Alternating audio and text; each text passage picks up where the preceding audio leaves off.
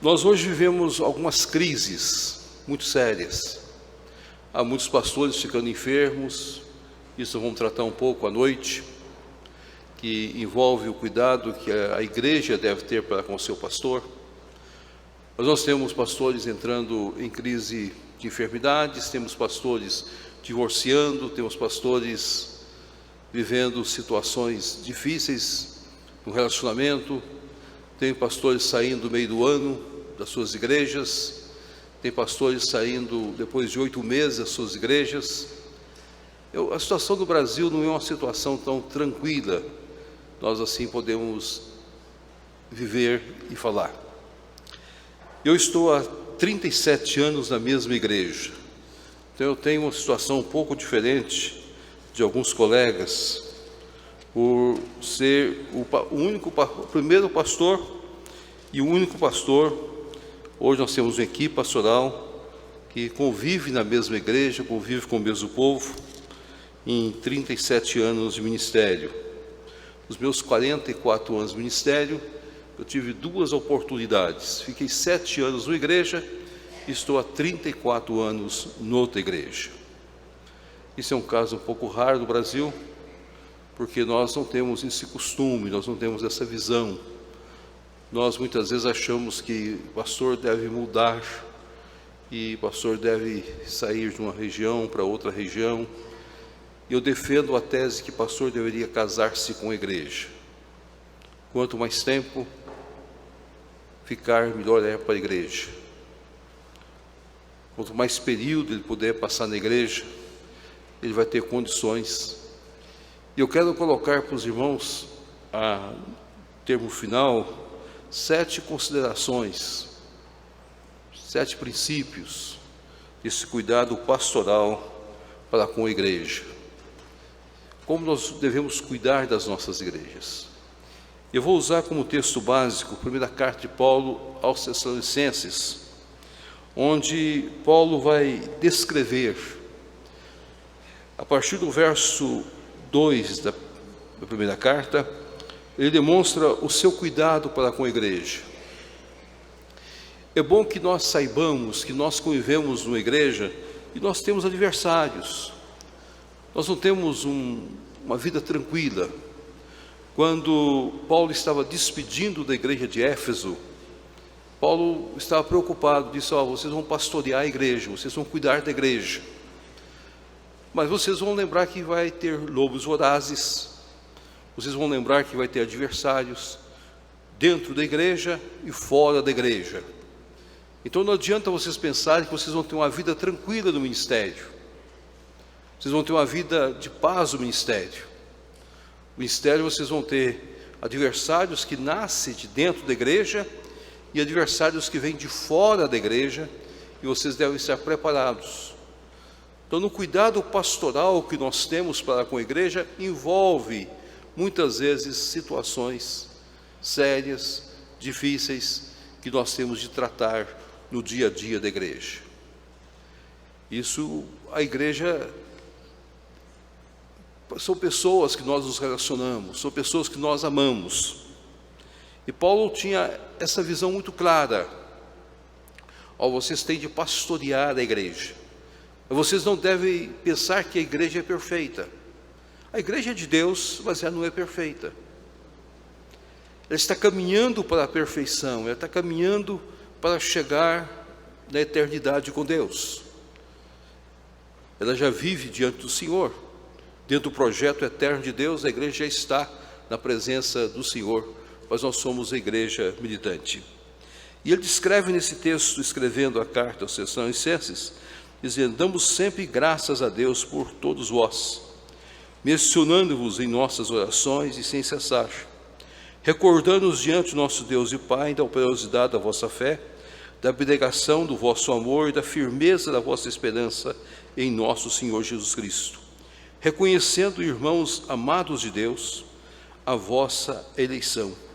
Porque o nosso evangelho não chegou até vós tão somente em palavra, mas sobretudo em poder do Espírito Santo e em plena convicção, assim como sabeis ter sido o nosso procedimento entre vós e por amor de vós. Eu gostaria de parar aqui e colocar algumas questões. A primeira coisa que eu gostaria de chamar a atenção é que nós temos a obrigação de interceder pela igreja. Eu creio que seja este o trabalho mais difícil do pastor, mais difícil na área pastoral. Vocês vão dizer, mas pastor, é simplesmente orar. Mas nós pastores, nós não temos tempo se nós não colocarmos na nossa agenda períodos que nós vamos orar. O dia a dia nosso é muito atribulado. Nós temos muitas atividades. E às vezes nós somos sobrecarregados pelas atividades. Se nós não entendermos que nós precisamos gastar um tempo das nossas vidas para interceder, para falar diante de Deus das nossas igrejas, para colocar as nossas igrejas perante o Senhor, para buscarmos o Senhor em oração constantemente, nós não vamos fazer isso nas nossas igrejas. Quando o autor de Hebreus coloca para nós que nós somos aqueles que velam pela igreja, a liderança tem a obrigação de velar pela igreja, se colocar na brecha pela igreja. Então tem muitas maneiras, e a minha área eu gostaria de ser o mais prático possível, já que eu estou falando com colegas, com irmãos líderes. Nós precisaríamos ter na nossa igreja a condição de estar orando diariamente por algumas pessoas que estão imbuídos de autoridade na vida da igreja. Por exemplo, na minha qualidade de presidente do Supremo Concílio, eu tenho colocado os presidentes de síndos diante do Senhor. Ora por eles. Isto eu faço regularmente, para que Deus possa abençoar aquela região. Que quando eu oro pelo reverendo Saulo, eu estou orando por toda a região na qual ele é o presidente do seu sínodo. Eu estou colocando ele diante de Deus. Eu posso orar por cada pastor que está imbuído dessa autoridade. Nós temos de selecionar, nós não vamos conseguir orar por todas as pessoas. Então, por exemplo, você pode orar pelo seu conselho, pelas famílias que compõem o seu conselho.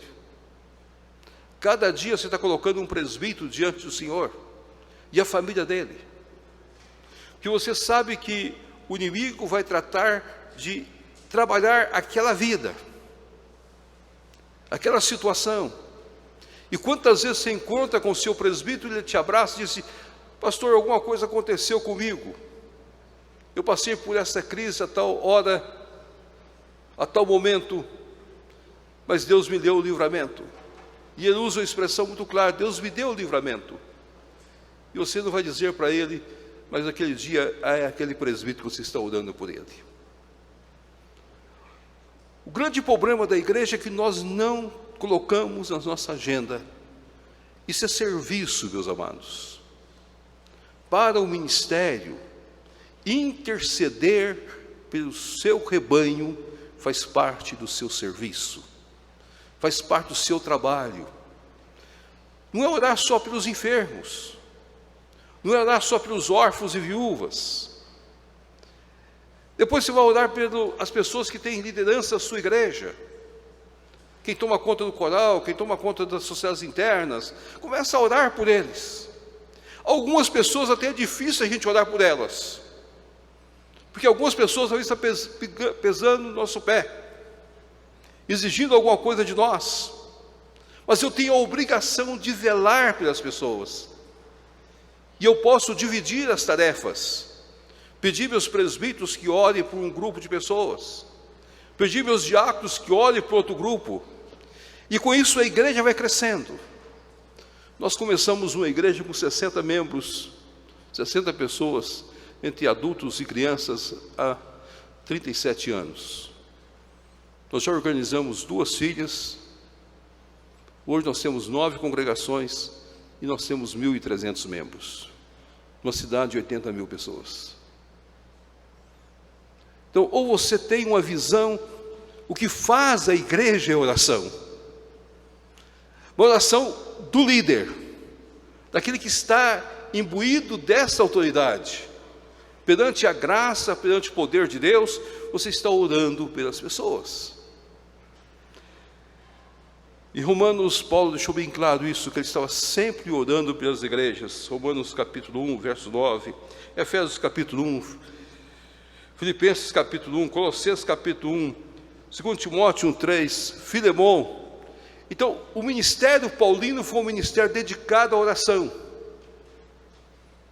Possivelmente tenha sido o homem que mais nos chama a atenção para uma vida de intercessão pelo rebanho que Deus colocou diante dele.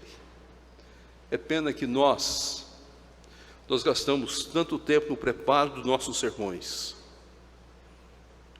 tanto tempo a fazer projetos de evangelização, e nós não temos tempo exclusivo para orar. Se você não consegue, levanta mais cedo. Teve um período da minha vida que eu levantava 5 horas somente para orar. Já tem algum tempo que eu levanto todos os dias 5 horas. Ou você gasta tempo em oração para abençoar o que você faz. E é isso que nós temos de fazer. Desde que eu assumi a IPB, eu tenho de orar pelas regiões desse Brasil nosso, pelos problemas surgidos, e nós temos de interceder diante de Deus. A segunda coisa que eu gostaria de colocar para os irmãos é que nesse cuidado pastoral nós precisamos conhecer de uma forma clara o nosso rebanho. Paulo aqui fala muito claro sobre isso, recordando-vos diante de Deus da operosidade da vossa fé, da abnegação do vosso amor e da firmeza da vossa esperança. Paulo está dizendo: eu conheço vocês. Ontem o Reverendo Ricardo deixou bem claro isso, quando ele falou sobre o conhecimento. Ele fez questão de mostrar isso para nós, de uma forma claríssima, usando João capítulo 10, mas ali disse que nós precisamos, ele mostrou mais a pessoa de Jesus Cristo. Eu queria apegar mais à nossa igreja. Nós precisamos conhecer o nosso rebanho. Nós precisamos conhecer o nosso rebanho. Então, se você é pastor de uma igreja maior, você tem que selecionar o grupo que você vai trabalhar. Você tem outro pastor que trabalha em outra área, você tem outro pastor que trabalha em outra área, para que depois eles possam trocar ideias e todo o rebanho ser conhecido. Mas você precisa conhecer o seu rebanho. Até precisa saber aonde você vai trabalhar no seu rebanho. É o conhecimento que a gente tem do rebanho que nós temos condições de, mais tarde, no planejamento da igreja, conhecermos os pontos fracos e os pontos fortes. Saber aonde nós vamos trabalhar nesta ou naquela área. E por que nós vamos trabalhar nesta área ou naquela área. É pena que a igreja, no decorrer dos anos, parou de conhecer as pessoas. E conhecer é estar com a pessoa. Paulo deixou isso bem claro nas suas visitas pastorais. Ele podia dizer para Filemão: Filemão, eu tenho liberdade de pedir você que perdoe esse rapaz. Perdoa Onésimo. Onésimo foi seu escravo, fez muita coisa errada, te deu prejuízo. Eu diante do Senhor tenho liberdade para pedir perdoa, mas não o farei. Não o farei. Eu vou te pagar. Eu não sei como que Paulo ia pagar. É um negócio interessante. Quando eu leio aquela Filemão, eu fico pensando, a ousadia de Paulo: eu pagarei. Escreve com a própria mão: eu, Paulo, vou pagar, Filemão.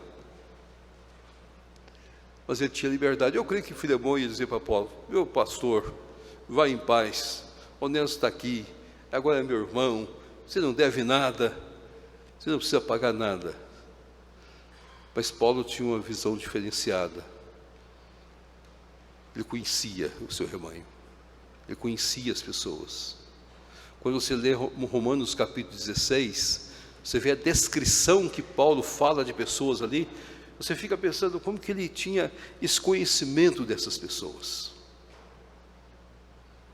É pena que hoje nós conhecemos muito pouco o nosso rebanho. Às vezes o pastor se limita a chegar ao púlpito, pregar uma mensagem, ir embora para casa e voltar depois para pregar outra mensagem. Ele nem sabe o que o seu rebanho faz. E nem sabe o que o seu rebanho se propõe. Se são operosos, se são gigantes, se são homens que vivem pela fé. Já que você poderia descrever a sua igreja usando essas expressões de Paulo: operosidade da fé, abnegação do amor, firmeza da esperança. Olhar para a sua igreja, conhecer a Dona Maria, conhecer a Dona Sebastiana, conhecer o Sr. Joaquim, e conviver com eles, às vezes a simplicidade da casa deles. Para nós mineiros, a gente só conhece uma casa quando a gente toma café na cozinha da casa. Enquanto a gente não toma café na cozinha da casa, ele não conhece a casa. Eu sempre brinco, o pastor que não entra na cozinha de alguma casa, ele não conhece o rebanho ainda. Ficar na sala é só formal. Ficar na sala de jantar ou de almoço também é só formalidade. É quando você passa para a cozinha, aí abre as coisas. E muitas vezes abre coisas que você nunca pensou que aquela família estava passando. É ali que você vai ter condições de cuidar do seu rebanho. É ali que você vai chorar com o seu rebanho. É ali que você vai clamar diante de Deus para o seu rebanho. Ontem foi um dia bastante difícil para mim.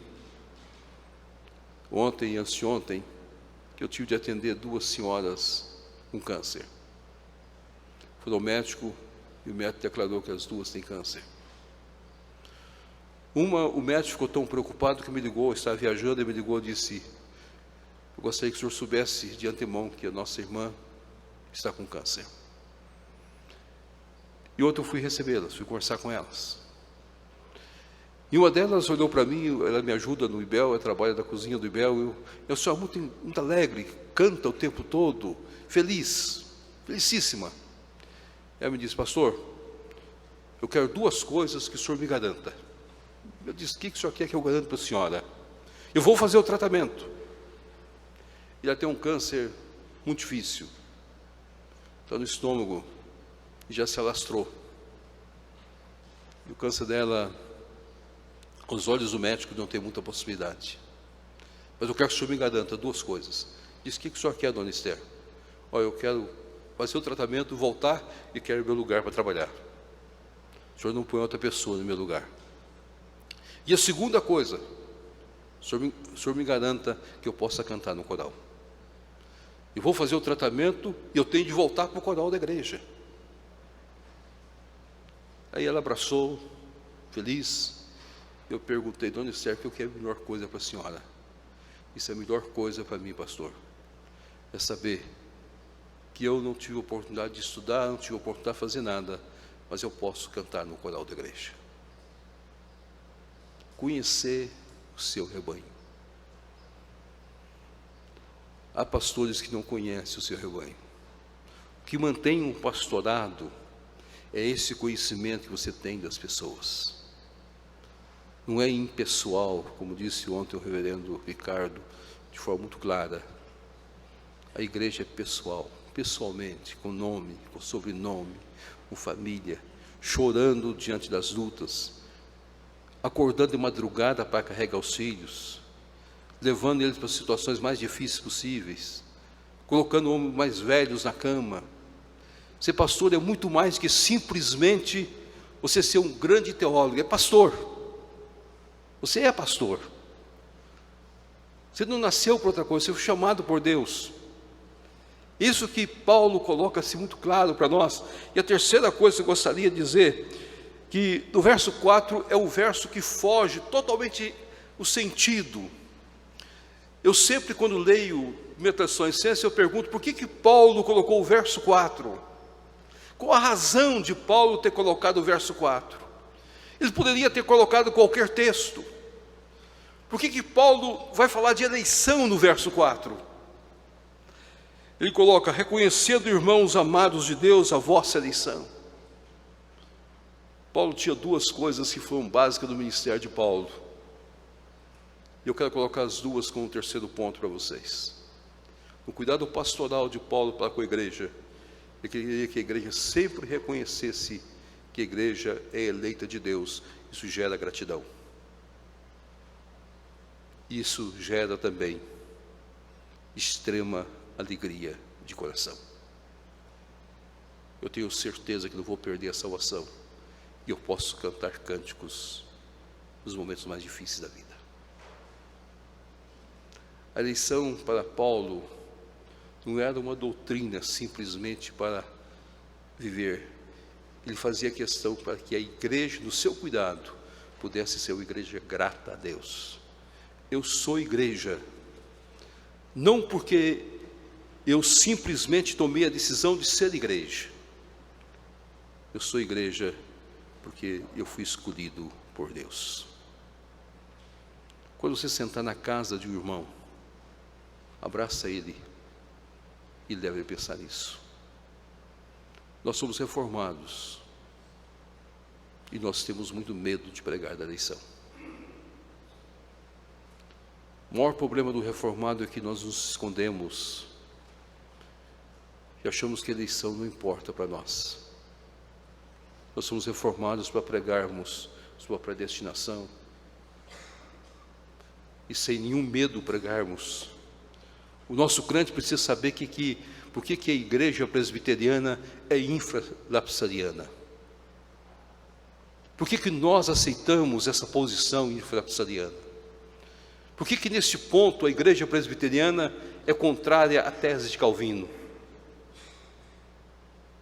É aqui que nós discordamos, é o único lugar que nós discordamos de Calvino.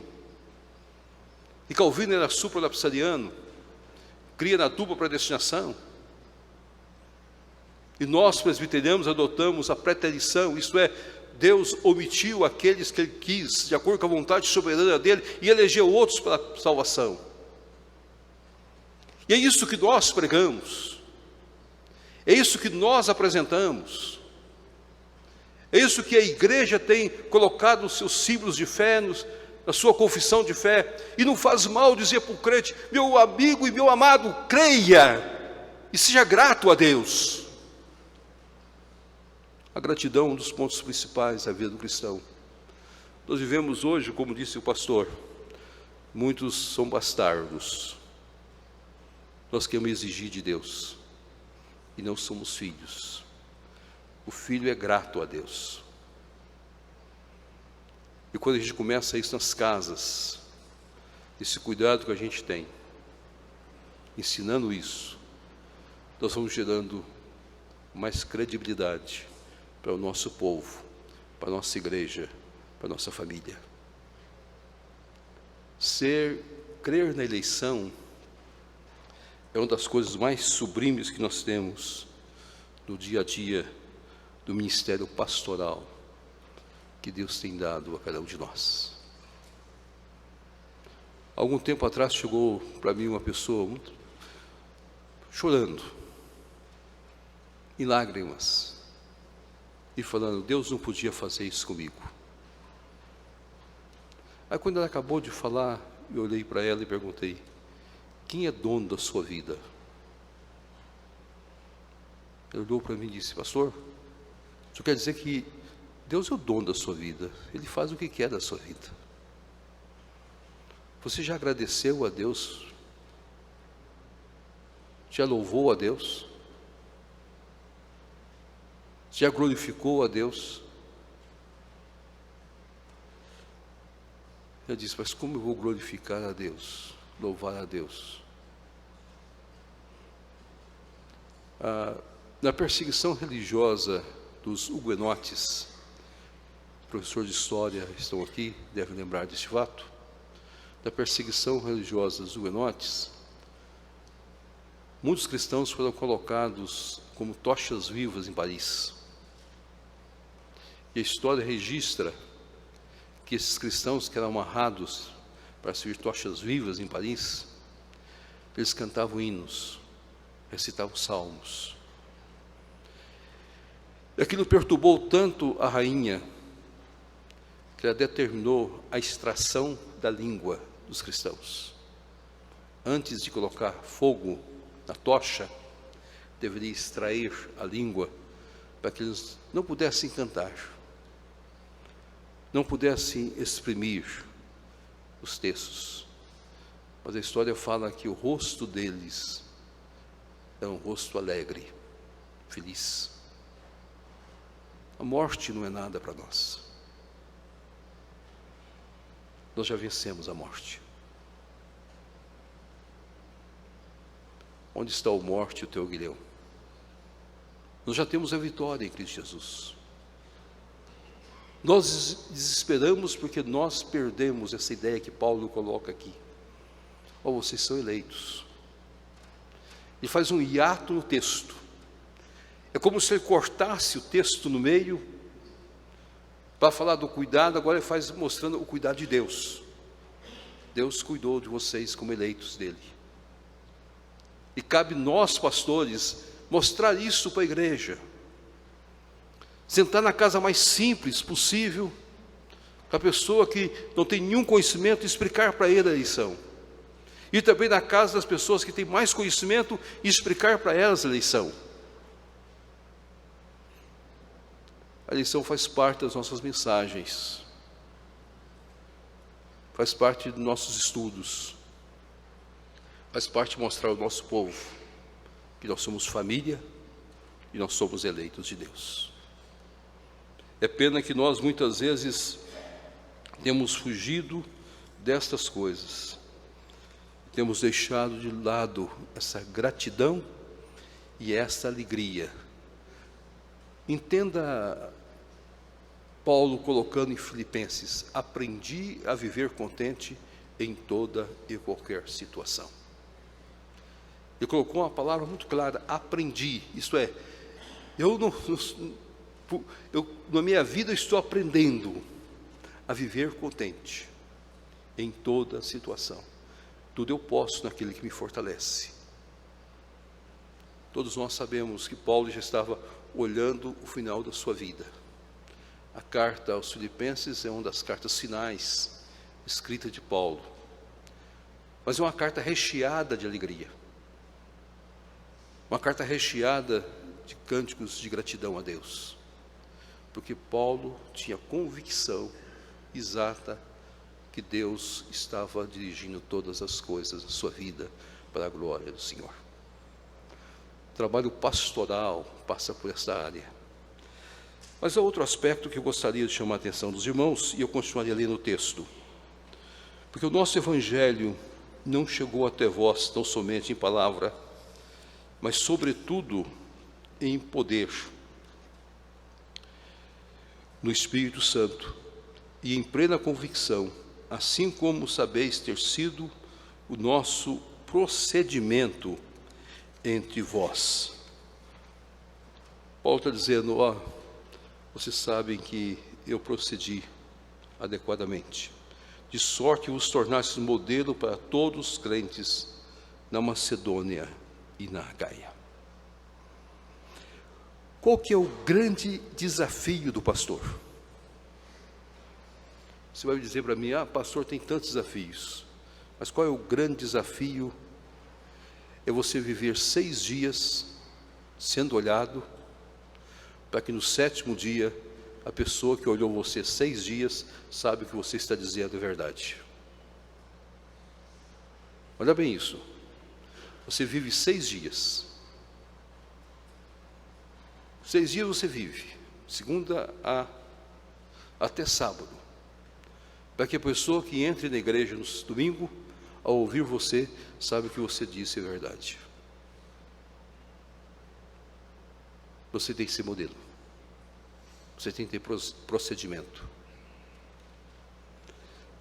Essa é a grande agonia pastoral. Por que muitos pastores têm perdido a credibilidade? Porque eles vivem 6 dias sem mostrar o que eles são. E no 7º dia, eles querem exigir o que eles não são. Lembra sempre disso. Eu dou aula no IBEL há 44 anos. Eu convivo com alunos. Eles sabem como eu me reajo, sabem como que eu falo. A minha secretária está comigo há 44 anos. Mesma secretária. Ela trabalha lá há 46. Ela foi minha tesoureira na igreja. E ela sabe como eu procedo em todas as coisas. E ela é minha ovelha. Agora pensa vocês, no domingo ao pregar, eu colocar alguma coisa que eu não vivo. Por que pastores perdem filhos? Porque muitas vezes eles vivem em casa o que eles não vivem na igreja. A pregação deles na igreja é uma, e a vivência dentro de casa é outra. Os filhos estão vendo o pai. Os filhos conhecem o pai. Os filhos convivem com o pai. Os filhos sabem as atitudes do pai. E o pai chega na igreja, põe a liturgia do cargo, terno e gravata, porque no interior você tem que usar terno e gravata em todos os momentos. Você não sobe ao púlpito e não dirige o escola dominical, você tem terno e gravata. Aí você põe, tô chique, tô bonito. O filho vê você saindo assim para a igreja, mas ele olha para a sua vida em casa com a mãe e não condiz com aquilo que você pregou lá. Há poucos dias eu recebi uma ligação, e tenho recebido várias ligações de esposas de pastor. E a que mais me impressionou foi uma esposa que me ligou algumas vezes. Ela nunca se identificou. Ela pediu segredo. Em vez de quando ela liga e pede segredo, pastor, não olhe na sua conta telefônica, de onde veio meu telefone. Ela liga assim para cobrar. Eu prometi para ela que não olharia e nunca olhei mesmo, nem eu nem minha esposa. E ela liga e o mesmo choro. E ela disse para mim, por que a minha cama não é o púlpito da igreja? Por que o meu quarto não é o púlpito da igreja? Por que a minha cozinha não é o púlpito da igreja? Por que o quarto dos meus filhos não é o púlpito da igreja? Porque quando fecha a porta depois do culto em casa, é como se o inferno se instalasse em nossa casa.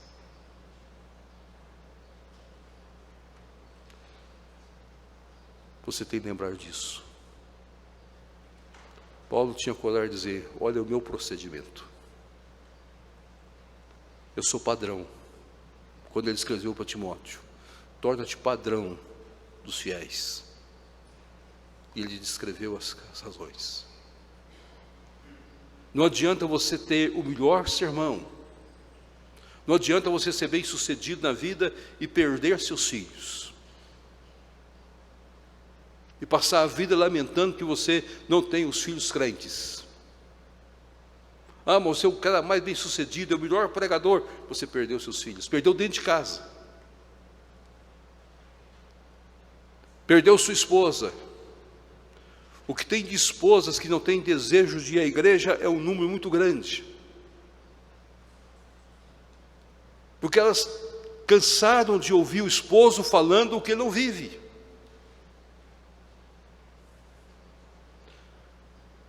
Meus queridos, o momento é difícil que nós estamos passando historicamente falando. Nós vivemos um descrédito do ministério. E nós somos pastores. Eu viajo o Brasil todo, conheço de norte ao sul, de leste a oeste. Conheço as igrejas menores e as igrejas maiores. Conheço igrejas na Palhoça, banco ainda feito de pau a pique e com a madeira em cima, e conheço igrejas suntuosas para esse Brasil afora. Mas os problemas são os mesmos. As dificuldades são as mesmas. as lutas são as mesmas. Eu nunca me esqueci que eu fui convidado uma vez para estar numa igreja, e o pastor disse para mim claramente: pastor, eu não posso hospedá-lo, porque eu e minha esposa estamos brigando. Eu disse: mas eu estou aqui para uma conferência de reconciliação. Ele disse: pastor, o senhor veio para uma conferência de reconciliação de família, mas a minha família tem briga. Eu disse: eu posso ir à sua casa? Ele disse: não, pastor, não vai não, porque a minha esposa não aceita nenhum pastor lá. Ela falou que os pastores são os homens mais cretinos que existem.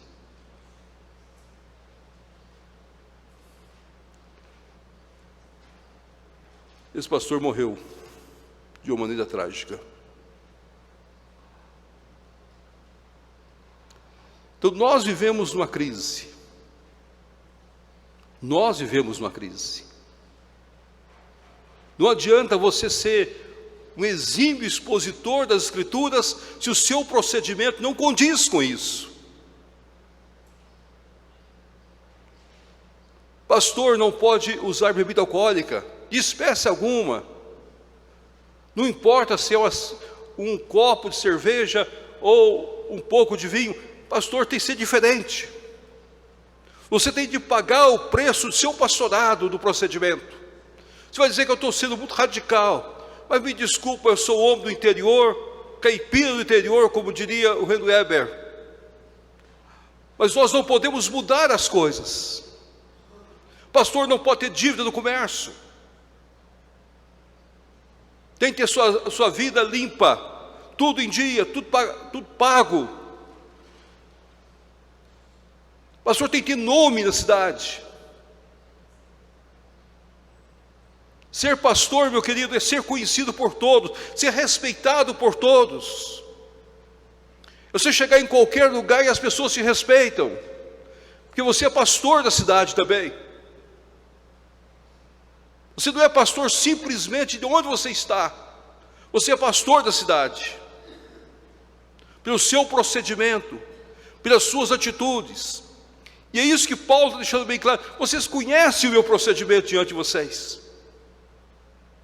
Nós perdemos essa dimensão. Pastorear é ser modelo, simplesmente ser modelo. Não importa. Por isso que muitas vezes a gente tem medo. Dá medo para nós falarmos. A gente tem receio. Talvez as pessoas... Eu não sei se algum presbitério aqui tem o costume de o dízimo pastoral ser entregue no presbitério. Mas se algum presbitério tem esse costume, vai saber que há muitos colegas que não conseguem entregar seus dízimos. E às vezes na reunião do presbitério, quando o presbitério resolve dizer: ninguém toma assento se não tiver com os dízimos no dia, é o danado de dar cheque voador e pedir que alguém dê cheque para eles. Isso é uma vergonha para nós. E depois que a igreja cresça, nós perdemos a dimensão de ser modelo. Eu vivo numa cidade de 80 mil pessoas, todo mundo me conhece. Todo mundo sabe a hora que eu levanto, a hora que eu deito, todo mundo sabe onde eu compro. Cidade pequena tem muito comentário. Todo mundo sabe onde nós estamos, quem é a igreja, e todo mundo respeita a igreja. Nós somos maiores que a Assembleia de Deus da cidade. Todo mundo respeita. E nós andamos na cidade livremente. O grande problema nosso é que nós temos de zelar do nosso procedimento. Não dar nem a aparência do mal. Modelo. Modelo como pai, modelo como esposo, modelo como qualquer área que você esteja. Você é pastor, você está pastoreando o tempo todo. Mas Paulo coloca para nós outra expressão que eu gostaria de chamar a atenção. Porque de vós repercutiu a palavra do Senhor, não só na Macedônia e Acaia, mas também por toda parte divulgou a vossa fé para com Deus, a tal ponto de não termos necessidade de acrescentar coisa alguma. Pois eles mesmos tocante a nós proclamam que repercussão teve o nosso ingresso no vosso meio, e como deixando os ídolos vos convertestes a Deus para servirdes o Deus vivo e verdadeiro. Outro aspecto que eu gostaria de chamar a atenção dos senhores é que, para pastorear rebanho, nós temos que ter um projeto também de evangelização. Nós temos que ter um projeto de crescimento de igreja. Se você é pastor, você tem que pensar sempre que a sua igreja vai crescer. O pastor que não olha para além das paredes da sua igreja, ele vai tornar a sua igreja pequena. A pequenez da igreja acontece na medida que você só olha em torno da igreja. O fulano de tal é um bom pastor de manutenção da igreja. Meu amado, esse pastor vai ser o arraso para a igreja, vai destruir a igreja. O pastor só pensa em manutenção, acaba com a igreja. O conselho tem que pôr fogo nesse homem. Às vezes colocar as brasas vivas do altar do Senhor nos pés desse homem. Não existe pastor de manutenção. O pastor tem de olhar, eu estou aqui nesse bairro, eu tenho de olhar onde eu posso formar grupos de evangelização, onde eu posso ir de acordo com a vontade de Deus, onde eu vou expandir a igreja. Nós temos que fazer um planejamento para o crescimento de nossa igreja. E quando a igreja não couber mais, eu tenho que começar a pensar como que eu vou alargar o espaço da nossa igreja. A igreja não pode ficar do mesmo tamanho, da mesma maneira, ano após ano. Passa 50 anos, você volta lá, é o mesmo grupo, cantando as mesmas aleluias, cantando aqueles cânticos ou aquelas músicas desanimadas. A igreja não pode ficar cantando só hino desanimado. Eu chego a dizer que metade dos nossos hinos você não pode cantar na sua igreja. Tem que cantar hinos que animam. Quando você vai cantar Descansa sua alma, meu querido, o cara vai dormir no culto. Você tem que cantar hino que leva o pessoal a levantar, mexer. E ser presbiteriano não significa ser acomodado. Eu tenho tristeza quando alguém pegar presbiteriano e acomodar. Não, presbiteriano tem fogo nas ventas. Porque nós pregamos o evangelho do triunfo, da graça, do poder de Deus. Nós pregamos o evangelho que transforma vidas. Nós ouvimos o pastor falar que a pregação nossa gera vida. Lembra as 3 coisas que ele colocou aqui de Jesus Cristo? Vamos tentar recordar a palestra dele. Jesus veio, primeiro, pregando, ensinando e curando. E ele mostrou, vamos tentar recordar aqui que eu estava ali sentado, eu fiquei observando. Ele mostrou claramente que em Mateus, de 8 a 10, nós temos 10 milagres feitos por Jesus. E nesses 10 milagres feitos por Jesus, que o curar dá transformação, gera problemas. O cara que é curado, que é aleijado, ele vai ter de carregar o leito dele, vai ter de sair. Agora ele vai ter de trabalhar, ele vai ter de agir. Se ele não enxergar, vai passar a enxergar, ele vai ter de começar a cuidar da vida. Ele não pode ficar como o Bartimeu, mais sentado no chão, exigindo esmola. Agora ele não tem a vista, ele pode sair, pode trabalhar. Igreja tem que ter disposição para ir. Tem disposição para sair. A gente precisa chegar aqui e ouvir notícias do campo que está sendo atingido, da região que está sendo. Isso motiva os crentes. Leva os crentes a contribuir. Leva os crentes a se sentir mais perto. Então, essa visão evangelizadora faz parte. E aí o conselho vai ter de sentar e vai ter de fazer um projeto de evangelização para a igreja. Para onde nós queremos ir? O que nós queremos atingir? Que material nós temos? Economize qualquer coisa em qualquer área, menos evangelização. Gaste seu dinheiro em evangelização. Pastor, só pastoreia a igreja se ele faz os membros mexerem. Nós não cremos em autoajuda.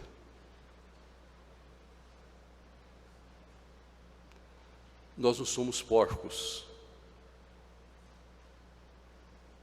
E nós não somos animais bovinos. Hoje, como engorda o bovino? Hoje a grande palavra é confinamento. Ou engorda o boi, ele não pode andar. Hoje o porco tem que ficar na pocilga e ele não pode andar. Vai só engordando. Nós somos ovelhas, nós somos soltos. Nós estamos saindo correndo, pulando, indo atrás. Nós precisamos mudar a nossa mentalidade. O Brasil precisa do Evangelho. É uma vergonha para nós. Nós temos a metade das cidades brasileiras que ainda não tem igrejas construídas. Depois de 161 anos. 162 anos de ser igreja. A metade das cidades brasileiras não tem igrejas organizadas ou templos construídos. Já chegou a hora de nós sairmos. Pastorear é ter a visão missionária, é ter uma visão madura espiritualmente. É fazer a igreja mexer, é olhar para fora. Você está aqui, mas a igreja precisa sair para fora. Essa é uma crítica que eu faço aos reformados dos Estados Unidos e os reformados do mundo inteiro. Nós estamos com muitos programas para dentro da igreja e nós temos muito pouca coisa para fora. É uma crítica que eu faço aos nossos seminários. E muitas vezes nós criamos nosso aluno para manter a igreja e não para abrir campos.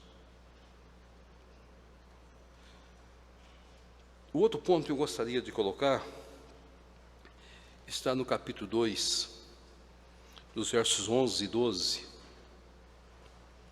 E Paulo fala o seguinte, no verso 11: E sabeis ainda de que maneira com o Pai a seus filhos, a cada um de vós, exortamos, consolamos, admoestamos, para viveres por modo digno de Deus, que vos chama para o seu reino e glória. Pastorear também significa disciplinar. Esse é um preço que a gente paga. A igreja precisa de disciplina. E a verdadeira disciplina começa no próprio conselho. Começa com a própria liderança. Começa com os líderes que nós temos. A verdadeira liderança de uma sociedade. Então você não pode simplesmente fechar os seus olhos e querer manter o seu ministério. Há momentos que você tem de pagar o preço. Chamar as pessoas à ordem, explicar para elas. E se for necessário, com o Pai, admoestá-las, consolá-las, exortá-las. E com o Pai zeloso, discipliná-las. Nós não somos bastardos, nós somos filhos. E para a disciplina nós fomos chamados. É assim que Hebreus capítulo 13 coloca para nós. Nós não podemos olhar a vida e pensar: eu vou ter uma igreja, sempre vou ter a mesma igreja, com os mesmos problemas. Isso acontece até nos nossos concílios. E aqui vem um problema sério que eu tenho que falar no Brasil todo com os nossos presbitérios. Se existe uma comissão que precisaria ter tempo para examinar, é a comissão que examina relatórios dos concílios. até para conversar com os pastores. Pastores que passam o ano todo não recebeu nenhuma profissão de fé. Pastores que passam o ano todo sem ter nenhum projeto. Então a igreja dele está doente. A igreja dele está em crise profunda. Está passando por algumas situações que nós não estamos conhecendo. É hora de nós sentarmos com esse irmão e conversarmos com ele. Hoje nós estamos vendo as nossas igrejas diminuírem as escolas dominicais. E o que nós estamos fazendo, vendo os relatórios da igreja? A gente pega o relatório, vê lá na estatística, a igreja tinha X alunos, hoje tem X alunos, diminuiu. Aí nós conversamos com um colega e disse, está difícil a escola dominical, mas qual o programa que ele tem? O que ele está fazendo? Nesse final de semana, a minha igreja está tendo uma preparação para professores para o ano que vem. E nós convidamos um pastor, palestrante lá de São Paulo, para dar as aulas, dar um curso para nós. Estão dando o curso agora, sábado e domingo. E por incrível que pareça, nós abrimos inscrições, nós já temos 150 pessoas inscritas para o curso.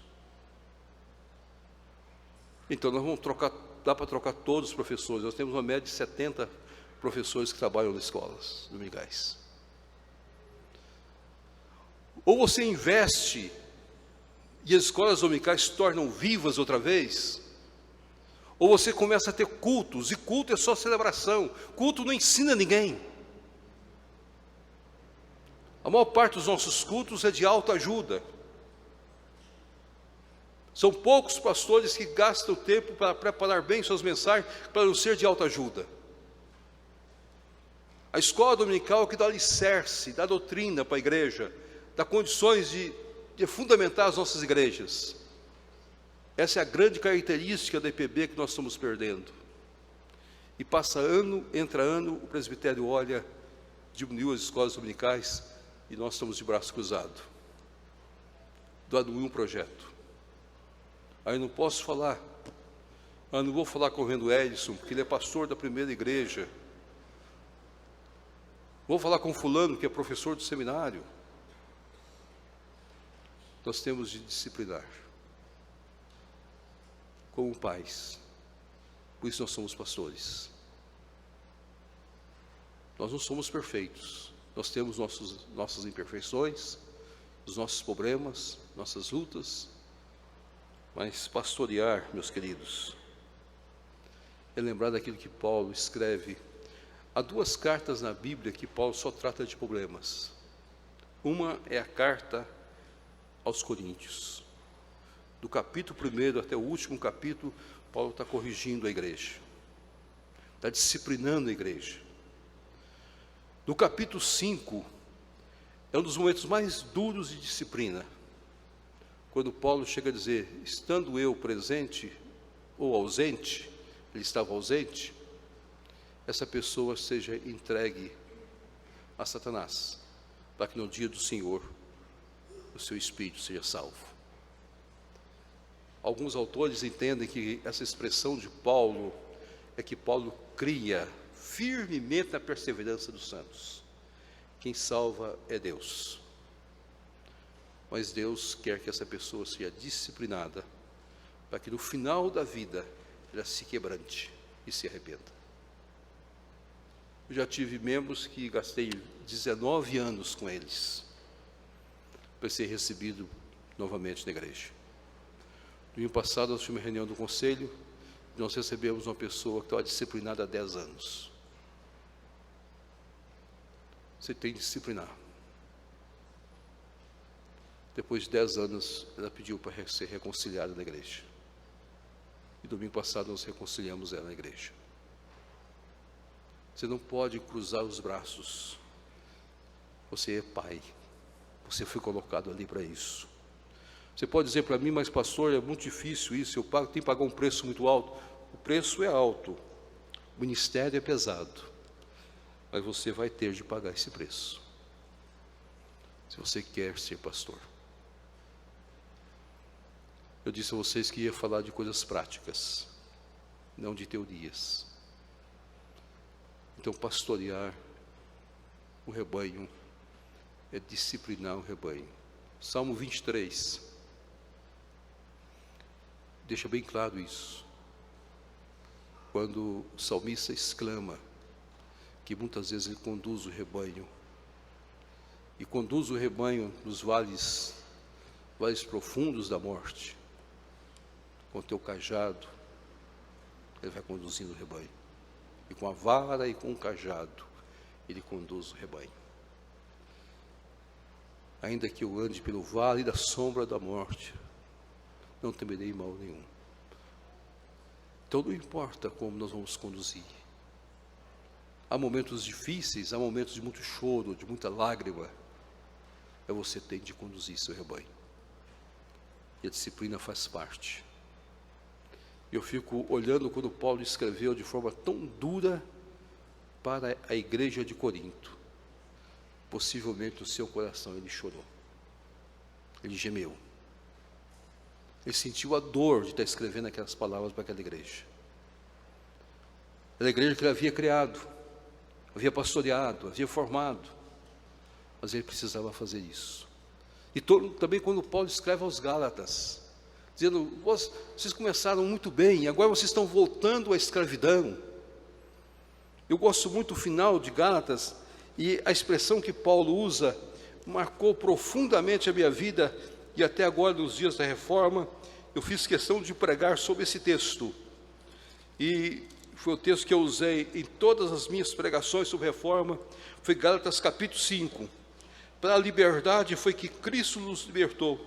Permanecei, pois, firmes, e não vos submetais de novo a jugo de escravidão. Eu, Paulo, vos digo que vos deixar circuncidar Cristo de nada aproveitará.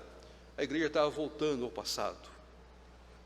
Por influência de grupos, a igreja estava voltando. E Paulo estava preocupado. Gálatas, vocês estão voltando aos rudimentos da fé. Isso não pode acontecer com vocês. Então ele escreve a carta. Depois você lê a carta aos Gálatas, você vai ver toda essa sequência de Paulo com esses irmãos queridos que ele tanto amava. E ele abre o coração, e solta o coração para esses irmãos. Caminhando para o término, eu gostaria de colocar a última coisa. Pastorear a igreja é estar disposto ao sacrifício pela igreja. Ontem eu gostei da interpretação que o pastor deu. Eu gosto muito dele, admiro muito a pregação dele, a posição dele. Ele fez a interpretação dizendo que nós damos a vida por nossas ovelhas quando nós geramos Cristo nas ovelhas. Mas eu gostaria, pelo lado prático, colocar que nós também devemos estar dispostos ao sacrifício pela igreja. Pagar o preço. A história do bom samaritano, eu creio que todos vocês já pregaram nessa história. Todos já fizeram sermões sobre o bom samaritano. A história do bom samaritano tem 3 áreas muito específicas que são colocadas nessa história.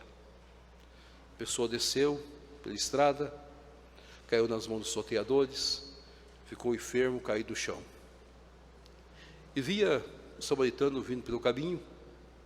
Quando viu aquela pessoa caída, ele desce o seu animal, vai ao encontro dela, dá remédio para ela, limpa aqueles ferimentos, e a coloca no seu animal e leva. Naquele momento que ele desce do seu animal, ele está expondo a sua vida à morte. Está expondo a sua vida à morte. Era um lugar perigoso, é um lugar que os ladrões poderiam ir, os ladrões podiam estar emboscados ali, os ladrões poderiam ter pego ele, podia ser uma farsa também. Então ele estava numa situação não tão muito confortável, mas ele não olhou nada disso, ele colocou a sua vida em risco. Ministério muitas vezes é colocar nossas vidas em risco, de acordo com o projeto de Deus. Às vezes você não sabe.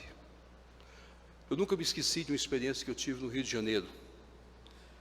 fui pregar no Rio, e quando terminou o sermão na igreja, o aniversário da igreja, numa um dos morros do Rio, não cabe aqui dizer qual morro, nem qual lugar, mas é um dos morros do Rio, um morro perigoso. Houve tiros, a gente ficou ouvindo contar a igreja. Acabou o culto, o pastor da igreja chegou para mim e disse: pastor, o irmão da igreja pediu para o senhor fosse para a casa dele. Eu disse: pastor, mas eu estou com todas as coisas no hotel. Eu fico sempre no Ibis, ali na praça, em frente à igreja catedral. Minhas coisas estão todas no hotel, e eu vou embora amanhã cedo. Disse: mas ele pediu que o senhor ficasse na casa dele. Aí eu voltei a dizer: pastor, eu estou com todas as minhas coisas no hotel. Eu disse: pastor, ele pediu que o senhor ficasse na casa dele.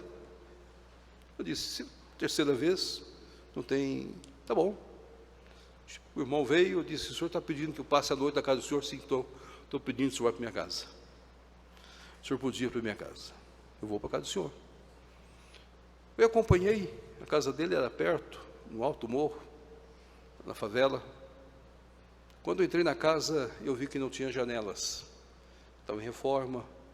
Disse: pastor, pode ficar tranquilo que os bandidos aqui respeitam as nossas casas. O senhor vai ouvir algumas coisas, mas o senhor pode ficar tranquilo. Casa muito simples, sem janelas, aí não tinha arrumado janelas.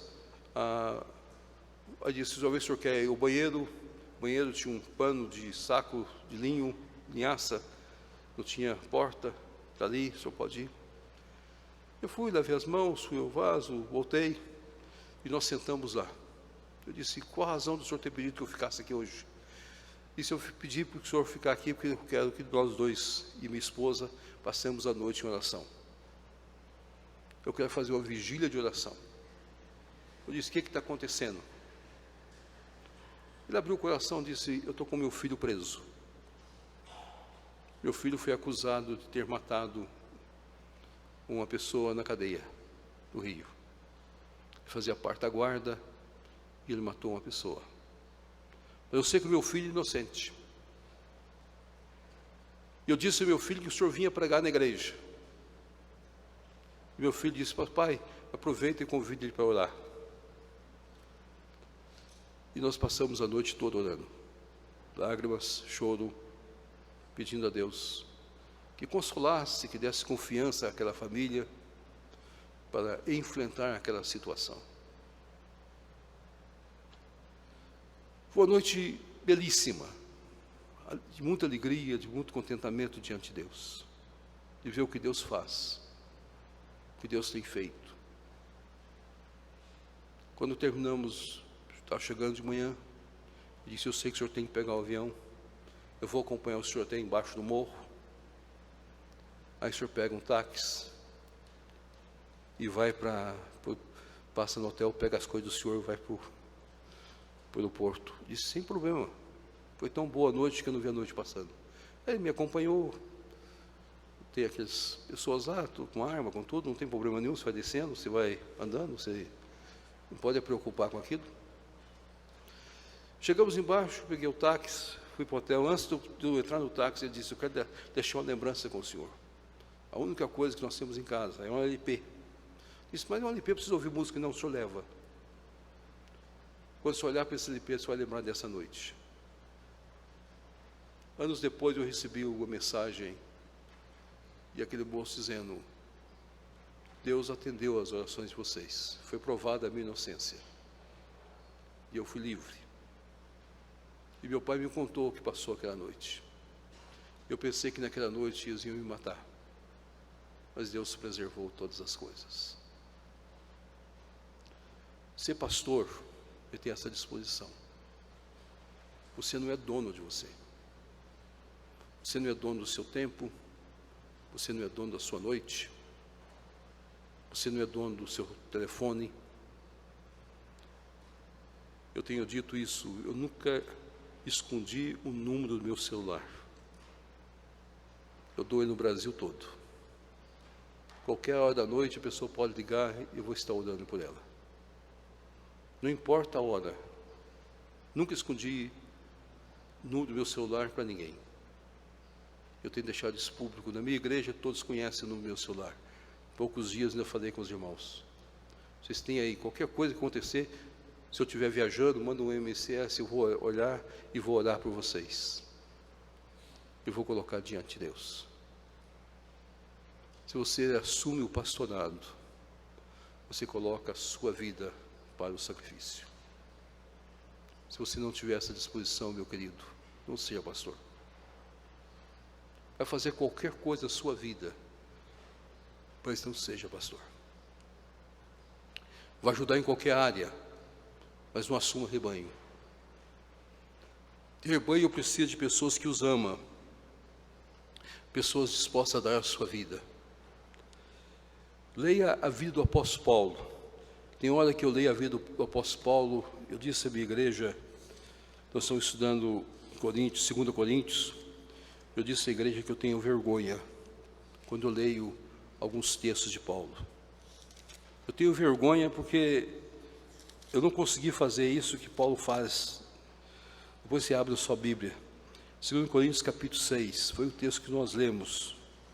Pelo contrário, em tudo recomendamos a nós mesmos, como ministros de Deus, na muita paciência, nas aflições, nas privações, nas angústias, nos açoites, nas prisões, nos tumultos, nos trabalhos, nas vigílias, nos jejuns, na pureza, no saber, na longanimidade, na bondade do Espírito Santo, no amor não fingido, pela palavra da verdade, do poder de Deus, pelas armas da justiça, quer ofensivas, quer defensivas, por honra e por desonra, por infama e por boa fama, como enganadores sendo verdadeiros, como desconhecidos e entretanto bem conhecidos, como se estivéssemos morrendo e contudo eis que vivemos, como castigados, porém não mortos, entristecidos, mas sempre alegres, pobres, mas enriquecendo a muitos, nada tendo, mas possuindo tudo.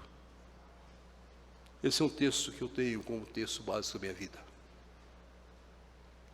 É uma disposição que nós precisamos ter para o sofrimento. Pode ser difícil para você vir um pastor lá do interior para falar isso para você. Mas isso é ser pastor. Nós precisamos retornar às nossas raízes, às nossas vidas. Por isso que eu defendo o pastorado tempo integral. Eu não defendo o pastorado em tempo parcial. Porque o pastorado toma conta da gente 24 horas. E, se possível, 26 horas. E algumas vezes 28 horas. Eu começo pastoreando a esposa, meus filhos, e vamos pastoreando todo mundo. Colegas, irmãos, é a disposição que nós temos de ter para o sacrifício. Nós temos de dar as nossas vidas. Nossas vidas não valem nada. Às vezes pode parecer para você meio irreal dizer essas coisas, mas eu quero deixar para você essas 7 coisas nesta manhã. Cuidado pastoral envolve intercessão, envolve conhecimento, envolve gratidão e alegria no rebanho, envolve modelo, envolve plano de evangelização ou visão missionária, envolve disciplina, envolve sacrifício. É isso que faz de nós pastores. A mais sublime de todas as vocações, a mais alegre de todas as vocações.